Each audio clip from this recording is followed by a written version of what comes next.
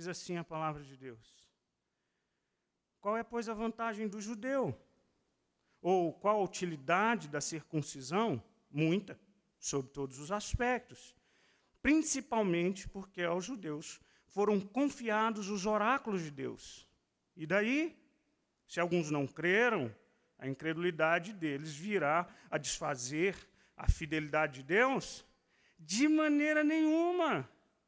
Seja Deus verdadeiro e mentiroso todo homem, segundo está escrito, para seres justificado nas tuas palavras e venhas a vencer quando fores julgado.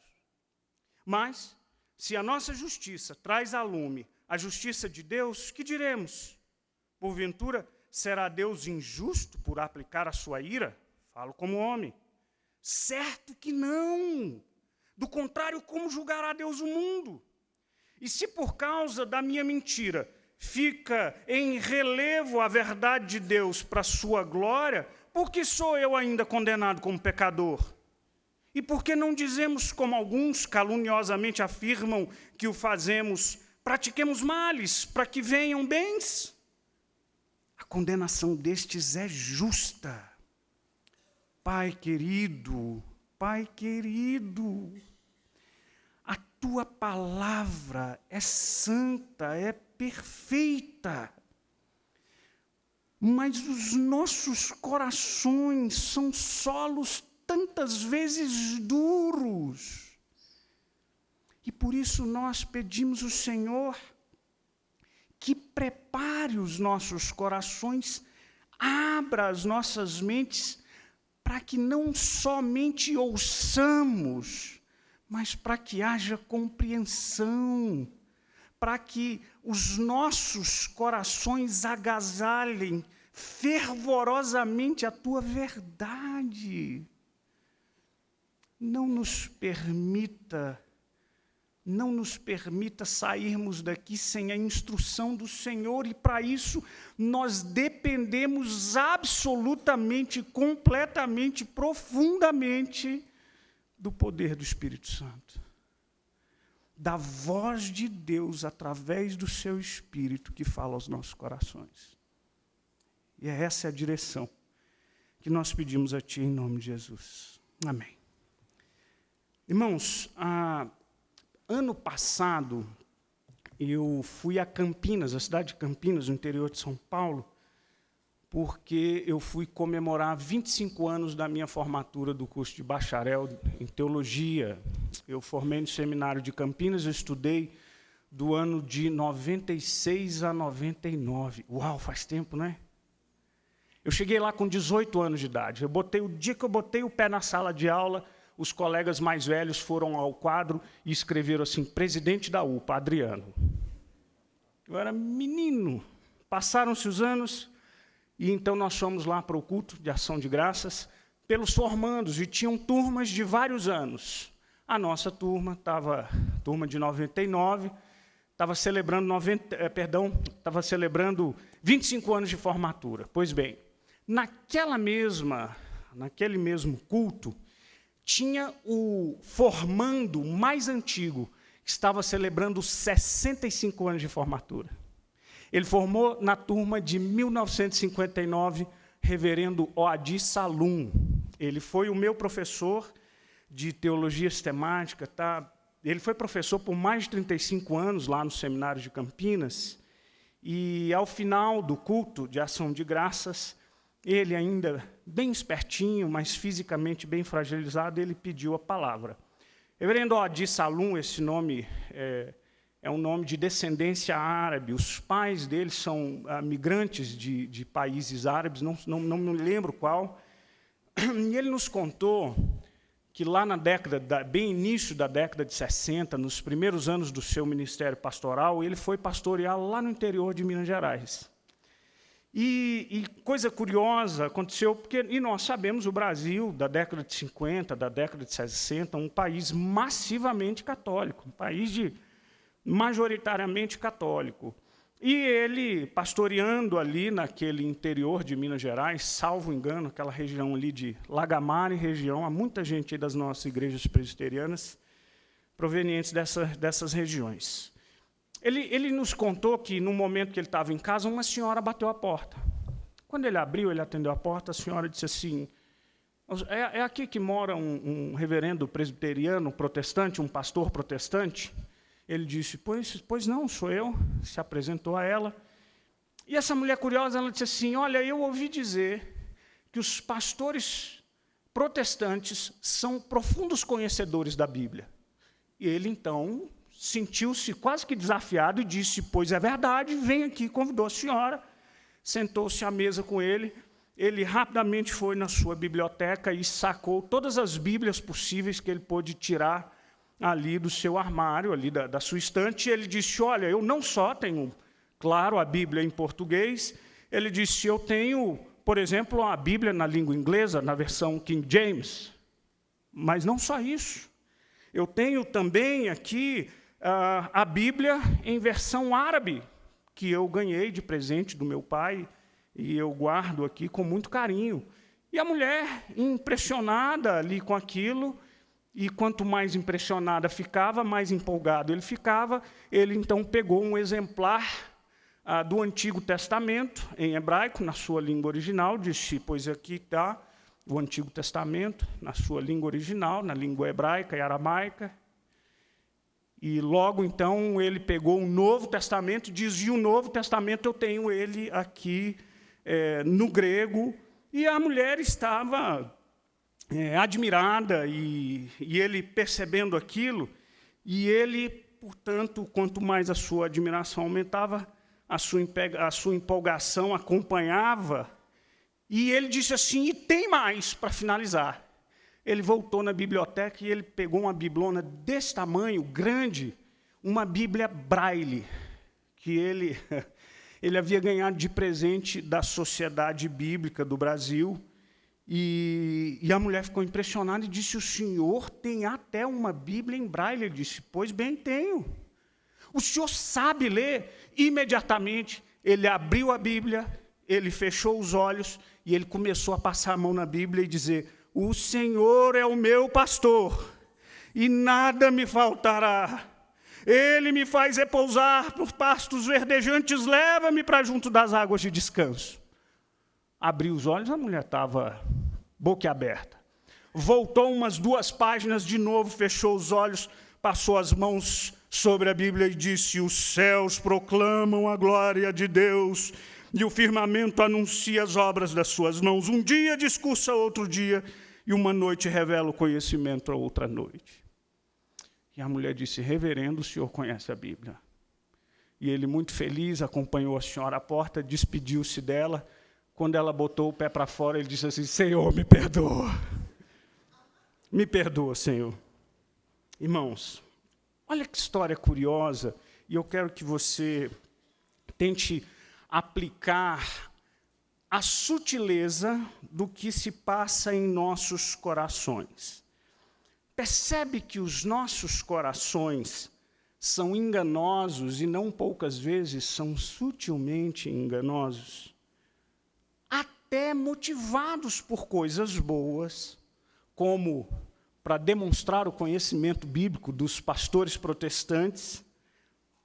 Aquele pastor se excedeu e partiu ali ao finalzinho, no desfecho da sua conversa, para uma atitude enganosa. Sabe o que me chama a atenção é que não são poucas as vezes na nossa vida, no nosso dia a dia, que a gente rapidamente busca racionalizar aquelas atitudes que lá no fundo você sabe que não estão corretas. A gente faz uma espécie de um malabarismo mental para tentar justificar os nossos erros. Sabe o que é curioso?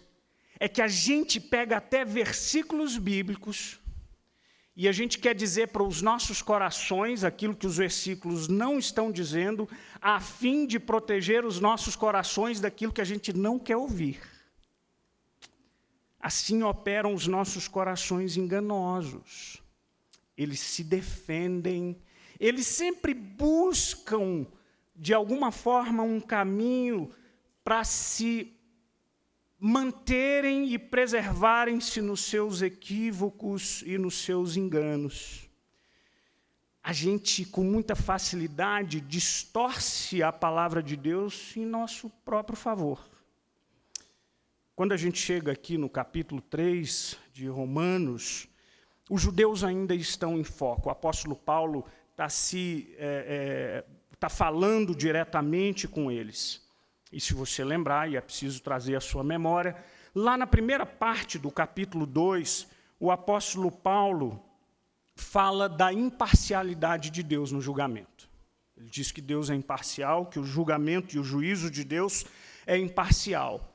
Na segunda metade do capítulo 2, o apóstolo Paulo passa para um discurso duro, direcionado aos judeus, aquela turma que talvez represente bem aquela religiosidade vazia de ritos, essa turma que batia no peito para dizer: sou judeu, sou circuncidado, eu sou da descendência de Abraão, mas os seus corações eram vazios e mentirosos. O apóstolo Paulo, então, confronta essa turma e diz assim: olha, de nada vale essa circuncisão de vocês.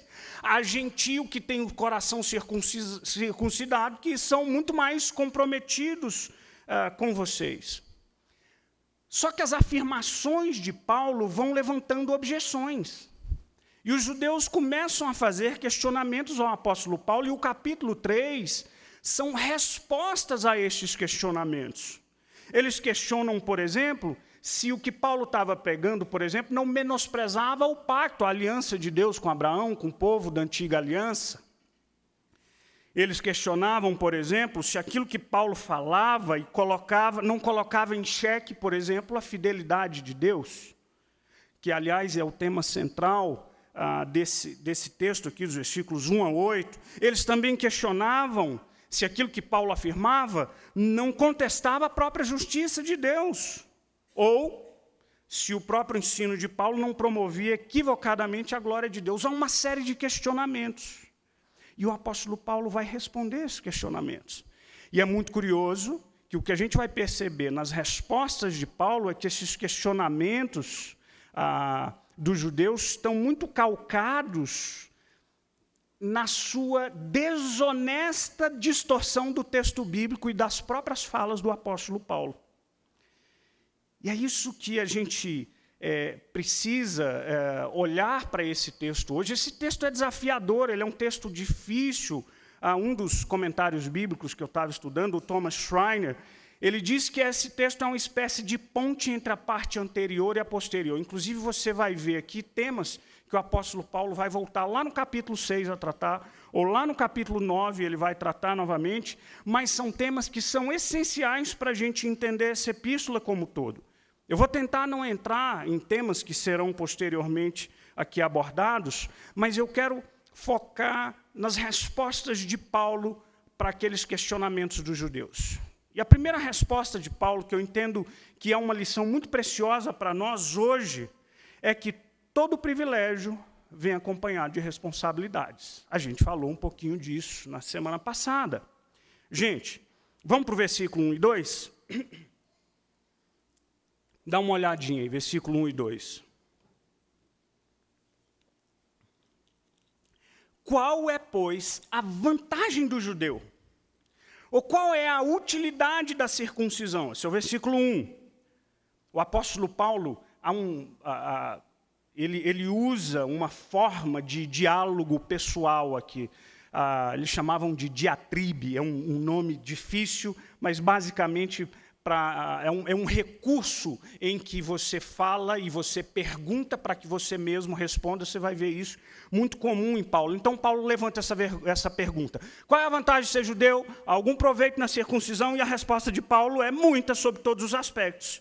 Principalmente porque aos judeus foram dados os oráculos de Deus. Aí a gente fica um pouco confuso. Porque a gente, mas o julgamento não é igual? Não vale de nada a circuncisão de coração se o cara é incircunciso de coração?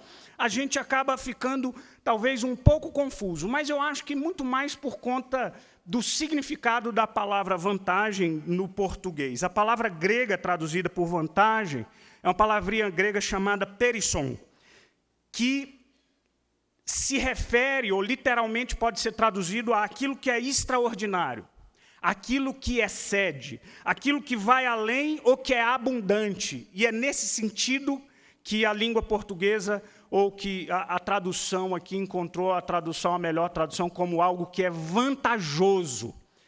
Eu preferiria, eu acho que talvez na língua portuguesa causaria menos confusão se a gente traduzisse aqui como privilégio. Vantagem soa diferente de privilégio na minha cabeça, não sei na sua, mas vou tentar explicar aqui. Porque quando a gente fala de vantagem, vantagem parece que contrasta com isonomia, com o princípio da igualdade, não é? Mas a gente falou assim, puxa, mas Deus não vai julgar igualzinho todo mundo? Mas presta atenção, se você entender como um privilégio, talvez isso te ajude a entender, e é isso que o apóstolo Paulo está querendo dizer. Ele está dizendo, gente, para esse povo foi dado os oráculos de Deus. Isso quer dizer, a revelação de Deus, as leis, as palavras dos profetas. Olha Deuteronômio 4:8, reconhecendo esse privilégio. Diz assim, versículo 8 de Deuteronômio 4. E que grande nação há que tenha estatutos e juízos tão justos como toda essa lei que hoje vos proponho. Não é um privilégio grande? Deixa eu tentar elucidar para você da seguinte forma. Muitas pessoas nas igrejas cristãs fazem ou tentam fazer viagens para Jerusalém. Eu nunca fui. Tem gente aqui que já foi para Jerusalém? Levanta a mãozinha aí, deixa eu ver. Opa, que legal, tem gente que foi a Jerusalém. Batizou não, né, irmão? Batizou em Jerusalém. Por que é interessante? Os relatos, eu ainda quero ir para Jerusalém, e os relatos que eu ouço é daquela... Já pensou você ali de frente do Mar da Galileia? Não é interessante? Gente, Jesus pregou ali naquele lugar. Crianças, lembra daquele cântico? Pedro, Tiago, João no barquinho, Pedro, no mar, na Galileia. Sua vovó foi lá. Aí você pensa assim, nossa, a vovó está velha. Não, é porque foi agora. Gente, olha que privilégio. E as pessoas falam isso, do privilégio de poderem e da emoção de pisar em lugares que Jesus pisou. Vislumbrar paisagens que fazem parte do cotidiano do ministério de Jesus. Agora pensa você, vamos voltar aí alguns milhares de anos atrás. Pensa para aquela turma que viveu na Palestina do tempo de Jesus. Você já imaginou ouvir um sermão de Jesus? Eu já disse aqui, gente, ouvir o Hernandes Dias Lopes já é bom. Agora ouvir Jesus deve ser assim, indescritível, né? Eu fico pensando, como é que seria o tom de voz do mestre pregando, hein? Puxa vida, como é que Jesus gesticulava? Como que eram as palavras que ele usava? Já imaginou? Já imaginou aquele cenário? Jesus ali no barco, a gente do lado de cá e de trás de Jesus, os raios de sol refletindo lá nas águas do Mar da Galileia e Jesus pregando um belo sermão. Privilégio, não é? Já pensou, por exemplo, e aquela criança? Aquela criança que Jesus recebeu dela os pães e os peixinhos para distribuir. Já pensou aquela criança, depois de todo mundo ter ido embora, falou assim, você viu, mamãe? Eu dei aqueles peixinhos, aquele homem lá, ele pegou, era tão pouquinho, e ele alimentou tanta gente. Eu fico imaginando a mãe, né? A vida toda dizendo, meu filho, não era um privilégio? E aquelas pessoas que abraçaram a Jesus? Você já pensou naquela mulher do fluxo, sangrando e sendo ostracizada, separada, afastada do contexto e do convívio social? E de repente ela pega nas vestes de Jesus. E o Senhor chama ela para um abraço. Você já pensou aquela criança que Jesus põe no colo? Você já pensou que privilégio? Você já pensou o privilégio do apóstolo João, carinhoso que era, lá naquela refeição, naquela mesona com Jesus, ele encostado assim no peito de Jesus? Como é que Jesus cheirava? Fiquei curioso. Você já parou para pensar que João foi o único homem que possivelmente tem ouvido as batidas do coração de Deus? Que legal, né? Puxa vida. Deixa eu te perguntar uma coisa. Todas as pessoas que viram e foram testemunhas do ministério de Jesus, converteram-se a ele? Não. Mas todas essas pessoas foram privilegiadas, não foram? É isso. Esse é o privilégio do povo judeu. Eles foram indubitavelmente privilegiados nesse sentido. Irmãos queridos, mas o grande problema, e o grande problema dessa gente, é que eles se gabavam dos seus privilégios, mas eles se esqueciam das suas responsabilidades. Muito embora o fato de que eles serem judeus não era um atenuante para o dia do juízo, eu acho que, pelo contrário, era até um agravante, porque os privilégios dados por Deus, irmãos, sempre serão acompanhados das suas devidas responsabilidades. Sempre. Mateus capítulo 5, versículo 20, o Senhor Jesus nos diz: porque vos digo que se a vossa justiça não excederem muita dos fariseus, jamais entrarão no reino dos céus. Sabe o que Jesus está dizendo para mim e para você? É que a régua, é que o sarrafo é mais alto para a gente. A sua misericórdia tem que ser muito mais misericordiosa. A sua justiça não pode ser justiça para inglês ver. Não pode ser falsa, porque o Senhor conhece o seu coração. Privilégio demanda responsabilidade. Por exemplo, aqueles que receberam o privilégio de serem mestres, que foram chamados para ensinar as Escrituras, na sua posição privilegiada, há uma exigência proporcional à seriedade da responsabilidade que eles receberam. Olha o que diz Tiago 3:1, meus irmãos, não sejam muitos de vocês mestres, sabendo que seremos julgados com mais rigor. Eu não sei se você tem ideia do que isso significa, mas eu preciso dizer para você, e a gente conversa isso entre os pastores, quando eu subo aqui diante de vocês e tem essa quantidade de pessoas nos olhando, ouvindo, desejando ouvir de Deus uma exposição bíblica, vocês têm ideia do tamanho da responsabilidade que é, porque a quem muito é dado, muito é cobrado. Eu vou responder diante de Deus a um privilégio que Ele me deu. Eu tremo de medo diante disso, tremo. Porque eu louvo, e conquanto eu louve a Deus pelo privilégio recebido, eu temo pelo tamanho da responsabilidade que me foi dada. Você, marido, tem ideia do tamanho do privilégio que o Senhor te deu de ser o pastor da sua casa? De ser o protetor do seu lar? Você não teme diante de Deus que um dia você vai ter que apresentar a sua esposa sem ruga e sem mácula diante do Senhor?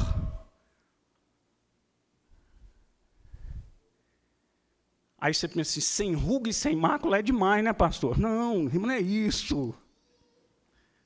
Ele vai te pedir contas. E aquelas cidades incrédulas que rejeitaram a Cristo e a pregação dos apóstolos? Lá no Evangelho de Mateus, no capítulo 11, então Jesus começou a repreender as cidades nas quais tinha feito milagres, pelo fato deles não terem se arrependido. Ai de você, Corazim, ai de você, Betsaida, porque em Tiro e em Sidom, se tivessem operado milagres como foram feitos entre vocês, há muito elas teriam se arrependido. Mas eu digo a vocês que no dia do juízo haverá menos rigor para Tiro e Sidom do que a vocês. E você, Cafarnaum, pensa que será elevada até o céu, será jogada no inferno. Porque se em Sodoma, se tivessem operado milagres que foram feitos em você, ela teria permanecido até o dia de hoje. Mas eu digo a vocês que no dia do juízo haverá menos rigor para a terra de Sodoma do que para vocês. Vocês viram a Cristo, vocês ouviram a sua voz, vocês viram seus milagres, vocês pegaram, tocaram o Deus encarnado e o coração de vocês continuou duro, severo será o juízo. Privilégios demandam grandes responsabilidades. Sempre vêm acompanhados de grandes responsabilidades. Mas o povo não correspondeu devidamente. E essa é a primeira verdade que o apóstolo Paulo quer fazer e colocar na cabeça dessas pessoas. Segundo, agora sim a gente vai falar da fidelidade de Deus. A infidelidade humana não anula a fidelidade divina. Então, primeiro a gente precisa entender que todo privilégio vem acompanhado de responsabilidades. Segundo, a infidelidade humana não anula a fidelidade divina. Irmãos, há no texto grego um jogo de palavras que se repete entre o versículo 2 e o versículo 3. Na nossa Bíblia não dá, talvez, para a gente perceber bastante, mas é a mesma raiz, é a mesma palavra em diferentes formas. É uma palavrinha chamada pistis, que quer dizer fé. E fé pode ser traduzido, a palavra pistis pode ser traduzida tanto como fé, como fidelidade. Então, por exemplo, versículo 2, dá uma olhadinha lá. Olha o jogo de palavras. Porque aos judeus foram confiados, aqui a raiz é pistis, tá bom? A eles foi confiados os oráculos de Deus. Versículo 3, alguns não creram. Também a palavra crer está aqui na raiz. Alguns não creram, e algumas Bíblias escrevem, eles foram infiéis. Também cabe, tá bom? Tanto crer quanto ser fiel. Eles não creram ou eles não foram fiéis. Versículo 3, e a infidelidade deles virá a desfazer a fidelidade de Deus? O que Paulo está ressaltando aqui? A fidelidade de Deus foi respondida com infidelidade por parte do povo. É isso que Paulo está dizendo. Deus confiou a eles a palavra, eles não foram fiéis a essa palavra, eles não creram nessa palavra, mas ainda assim Deus continuou fiel a esse povo. E o que eu quero dizer para você é que a bela, maravilhosa, o maravilhoso significado da graça de Deus é que, a despeito da minha infidelidade, Deus continua fiel. Então, quando o apóstolo Paulo está ressaltando a fidelidade de Deus, e quando ele faz essa pergunta, será que a infidelidade dessas pessoas invalida a fidelidade de Deus? A resposta é imediata, e ele diz no versículo 4, de maneira nenhuma, de jeito nenhum, de forma alguma. E aí ele diz, seja Deus verdadeiro e mentiroso todo homem. O contraste aqui é que o apóstolo está fazendo, é dizendo que Deus é verdadeiro, nele não há falha, nele não há vacilo, nele não há mudança, nele não há hipocrisia, nele não há conflito interno. Ele é Deus, e ele é o que ele não muda, e ele é fiel. Mas em contrapartida, o homem mentiroso é falho, é inconstante, é incoerente, é infiel. Mas a boa notícia para nós, irmãos, é que Deus é fiel. E entenda bem, Deus não é fiel a nós porque nós somos dignos da sua fidelidade. mas porque, primeiramente, ele é fiel a ele mesmo. E o que ele prometeu, ele cumprirá. O que ele disse, ele fará. É por isso que a gente pode cantar a plenos pulmões: Tu és fiel, Senhor, ó Pai celeste, teus filhos sabem que não falharás, nunca mudastes, tu nunca faltastes, tal como eras, tu sempre serás. Tu és fiel, Senhor, dia após dia, com bênção sem fim, tua mercê nos sustenta e nos guarda. Tu és fiel, Senhor, fiel assim. Que maravilha, né? Puxa, mas Deus é fiel a você, porque antes Ele é fiel a Ele mesmo.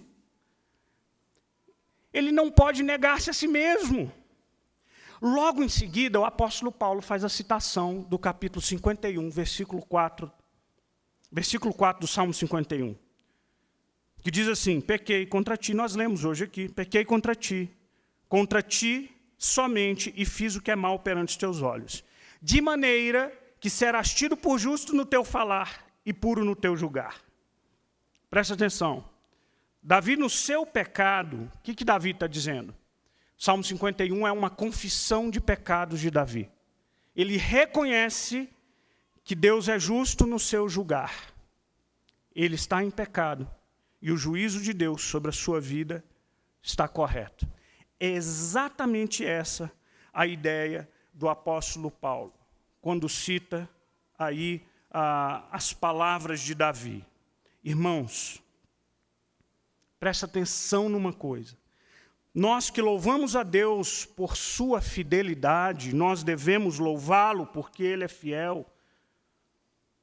A sua fidelidade, o Senhor, na sua fidelidade, não nos faltará com provisão, mas o mesmo Deus que é fiel a Ele mesmo para ser provedor, é Deus que é fiel a Ele mesmo para corrigir o meu pecado. É o Salmo 23 que a gente tanto cita: o Senhor é o meu pastor e nada me faltará. Glória a Deus, louvado seja Deus por isso. É verdade, porque Ele cuida de nós. Ele me guia para pastos verdejantes, me leva até as águas de descanso, mas a palavra diz que a vara e o cajado de Deus me consolam. Ele é bom para levar para os pastos verdejantes e para as águas de descanso, mas Ele é bom para dar uma cajadada no seu lombo, para ver se você, crente, se ajeita. E Ele é fiel do mesmo jeito. Era essa a verdade que os judeus parecem ter se esquecido. O mesmo Deus que prometeu ser fiel nas bênçãos a uma nação obediente, prometeu severa punição a uma nação desobediente. Neemias, o livro de Neemias, que é um tempo de reconstrução, de quebrantamento do povo, há uma belíssima oração lá em Neemias 9, que Neemias diz assim, na sua oração junto com o povo: agora, pois, ó Deus grande, poderoso e temível, que guardas a aliança e a misericórdia, não menosprezes a aflição que nos sobreveio. Está pedindo a misericórdia de Deus. E assim ele continua lá no versículo 33, pois tu és justo em tudo quanto tem vindo sobre nós, porque tu fielmente procedestes, e nós, perversamente. O Senhor nos castigou e o Senhor é fiel por isso. Os nossos reis, os nossos príncipes, os nossos sacerdotes, os nossos pais não guardaram a tua lei, nem deram ouvidos aos teus mandamentos, aos teus testemunhos. Mas eles têm a coragem de reconhecer que Deus foi fiel na correção severa que Ele lhes imprimiu. Irmãos, há alguns anos atrás eu preguei numa igreja de um amigo querido, e o nome da igreja me chamou a atenção. O pessoal anda bem criativo por aí, né? Mas essa nem foi daquelas assim. Mas me chamou a atenção. O nome da igreja era Vivendo a Promessa. Aí eu fui, eu preguei, e você sabe que lá no meio do culto eu fiquei me perguntando quais promessas eram aquelas que eles gostariam de viver? Porque eu acho que a gente é... Vocês lembram daquela caixinha de promessas? Lembra? Uma vez eu contei aqui a história, acho que foi o Walter Júnior que me contou, gente. Você foi na casa de alguém, tira aí uma promessa. Aí tirou, né? Sei lá, um texto desse severo, o Senhor vai te corrigir. Não, essa não, a outra. Não é? É como a nossa leitura bíblica, que é tremendamente seletiva, né? Na minha Bíblia, provavelmente está grifado, o Senhor é meu pastor e nada me faltará, mas depois eu preciso conferir, eu tenho certas dúvidas se a tua vara e o teu cajado me consolam, também está grifado. Eu fiquei me perguntando quais seriam as promessas que eles gostariam de viver. Ou quando eles colocaram o nome na igreja, se eles estavam pensando, por exemplo, nas promessas de um pai que disse que corrigiria os seus filhos? Não sei. Será que eles estavam pensando nas promessas de Cristo, que disse que no mundo não nos faltariam aflições? Estariam eles lembrando de que Cristo nos assegurou, Jesus disse isso, leia lá João 16 e 17, Jesus nos assegurou que nós seríamos perseguidos por nossa fé? Será que eles estavam pensando nessas promessas? Ou que Jesus prometeu enviar os seus discípulos para o meio como ovelhas para o meio de lobos? Não sei. Enquanto você pensar na fidelidade de Deus, eu quero que você se lembre, irmão e irmã, que Ele é fielmente amoroso, assim como Ele é fielmente santo e justo. E Deus, que é fielmente compassivo, Ele também é fielmente severo na correção dos seus filhos. A minha infidelidade não anulará nem a face bondosa de Deus, assim como não anulará a santa justiça de Deus. E é desse jeito que Ele me ama, me abraçando e me corrigindo quando necessário for. Mas o que me consola, o meu coração, é que seja debaixo do seu afago ou debaixo do seu cajado, o que eu estou seguro é que a sua fidelidade não vai permitir que eu fuja para longe das suas mãos. Todo aquele que meu Pai me deu e confiou a mim, de modo nenhum eu lançarei fora. Eu prefiro o cajado debaixo das mãos do bom pastor do que a bondade mentirosa do diabo e das suas hostes. A sua infidelidade não anula a fidelidade de Deus. Terceiro, a fidelidade divina não atenua a infidelidade humana. Entendeu onde eu quero chegar? Lembra que nós mencionamos que Paulo está respondendo a algumas objeções, a algumas acusações feitas pelos judeus. Só que eles o fazem de má fé. Eles estão querendo distorcer a lógica daquilo que Paulo está ensinando. Então, deixa eu tentar recapitular aqui. Na cabeça deles, a lógica se segue da seguinte forma: se a infidelidade do homem não anula a fidelidade de Deus, e se a fidelidade de Deus também é exercida com justiça, eu concluo que a minha injustiça traz lume, ou na NAA diz evidencia, a justiça de Deus. E aí eles se perguntavam, se então a minha injustiça ressalta a justiça de Deus, eu não devo ser julgado por Deus? Como é que Deus vai aplicar o seu julgamento a mim? Como é que Ele vai aplicar a sua ira a mim? Esse era o questionamento. Essa ideia, ela é tão absurda, que o apóstolo Paulo logo coloca um parênteses dizendo: falo como homem. O que ele quer dizer é que o simples fato de mencionar a possibilidade de Deus ser injusto no nosso julgamento, ele já acha um absurdo. Bato na boca, eu estou falando como homem, eu estou usando uma linguagem humana para você entender. É isso que ele está dizendo aqui quando ele diz, eu falo como homem. Como é que então Deus julgará o mundo? Os judeus perguntavam. Se é a minha injustiça que traz à luz a justiça de Deus. E nos versículos 7 e 8, a lógica perversa é semelhante. Se a minha injustiça evidencia a justiça de Deus, a minha mentira, lembra lá do versículo, seja Deus verdadeiro e mentiroso todo homem, a minha mentira torna ainda mais evidente a verdade de Deus. E quanto mais evidente a verdade de Deus, mais glória ao seu nome. E por que então eu sou condenado como pecador? O versículo 8, se os males praticados por nós são transformados em bem, por que Deus nos julgará por esses males? Vocês percebem a lógica que tenta justificar as suas ações pecaminosas? Será que você e eu, em algum grau, não fazemos a mesma coisa? Buscando ou tentando justificar aquilo que é injustificável diante da palavra? Irmãos, entendamos bem.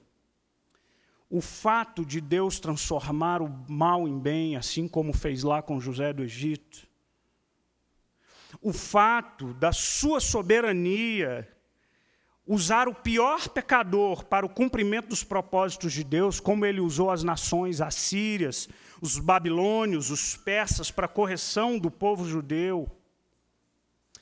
O fato de Deus, em sua soberania, usar a Judas como vaso de desonra, para que a promessa de Cristo na cruz do Calvário se cumprisse, nenhum desses atos de maldades, ainda que de forma soberana e incompreensível para mim, tenham sido usados por Deus para levar a história nos trilhos dos seus propósitos, nada disso atenua as minhas falhas.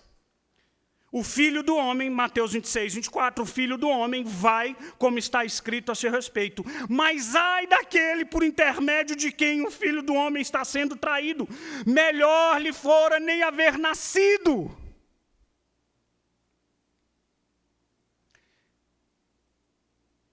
E a gente está falando de algo que o apóstolo Paulo posteriormente vai falar, é algo misterioso. Como que Deus, em sua soberania, usa até os meus atos maus para levar a cabo os seus planos e ainda assim eu sou responsável pelos meus atos? Sou! Me explica aí, pastor, não consigo. Chega no céu, chama Jesus para um bate-papo. Aí é contigo, irmão. Perguntaram uma vez para Charles Spurgeon como é que ele conseguia conciliar a soberania de Deus e a responsabilidade humana. Ele diz assim que a primeira resposta de Spurgeon foi: por que a gente tem que reconciliar duas amigas?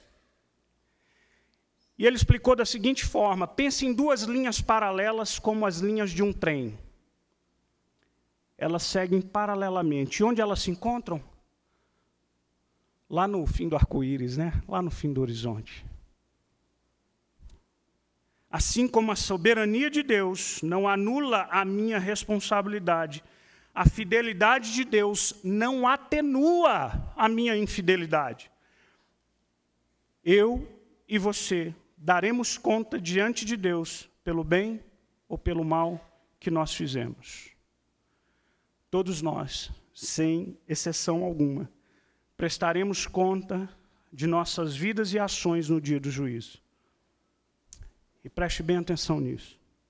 Nesse dia, nenhum argumento, nenhuma lógica elaborada, nenhuma racionalização, nenhuma justificativa ou desculpa servirá. E o apóstolo Paulo conclui no versículo 8 com categórico, a condenação destes é justa. E aqui eu sigo para a minha conclusão. 2 semanas atrás saiu uma matéria na revista Veja, que falava do crescimento de igrejas evangélicas que, de alguma forma, tentam adequar o seu espaço físico e os seus templos para tornarem esse espaço um espaço mais atrativo para a juventude. Eles capricham na recepção, eles criam nos halls de entrada da igreja ambientes, e aí, gente, aos meus irmãos mais velhos, desculpem-me o uso do neologismo, mas os adolescentes e jovens entendem, eles criam espaços instagramáveis, é isso, né, gente? Você sabe que essa palavra significa um espaço bonito para você colocar no seu Instagram. Eles criam áreas. Você sabia que nessas igrejas tem áreas de open bar, de soda italiana? Chega lá, vai no cantinho, toma uma soda italiana, telões com alta definição em HD. Sabe o que me preocupa? O que me preocupa é que por trás de todo o pragmatismo, que acha que os fins justificam os meios, é que há uma tentativa perigosa de criar uma versão mais palatável do Evangelho, de tornar a igreja um local mais convidativo e mais adequado aos seus ouvidos e ao seu gosto. E assim, sem que a gente se dê conta, nos sermões não falamos mais de pecado, nas pregações não há mais cruz, não há mais inferno, não há mais juízo. Pouco a pouco, perde-se também a compreensão da palavra, perde-se o compromisso, perde-se a fé, perde-se a alma. Mas saiba, irmão e irmã querida, e preste atenção, eu digo isso como um necessário alerta bíblico, do qual eu serei cobrado, é que você acredite ou não, aceite ou não, entenda ou não, você um dia estará diante do justo juiz para prestar contas diante do Senhor, pelo mal ou pelo bem que você fez. Haverá o dia em que todo mal será julgado, todo bem vindicado. E somente duas sentenças serão possíveis: condenação ou justificação. E a única maneira de sermos absolvidos diante do tribunal de Deus é que nós confiemos e entreguemos o nosso coração àquele que foi condenado em meu lugar, para conquistar a minha absolvição. Porque Deus conhece bem o coração de filhos e filhas pecadores. Mas Ele graciosamente, amorosamente, severamente, santa e justamente, derramou sobre Jesus, seu Filho amado, todo o peso da sua ira na cruz do Calvário, para que o preço pelo pecado que eu cometi fosse pago pelo sacrifício que eu não fiz. Você, meu irmão ou minha irmã, você está pronto. Você está pronto para chegar diante do Cordeiro de Deus?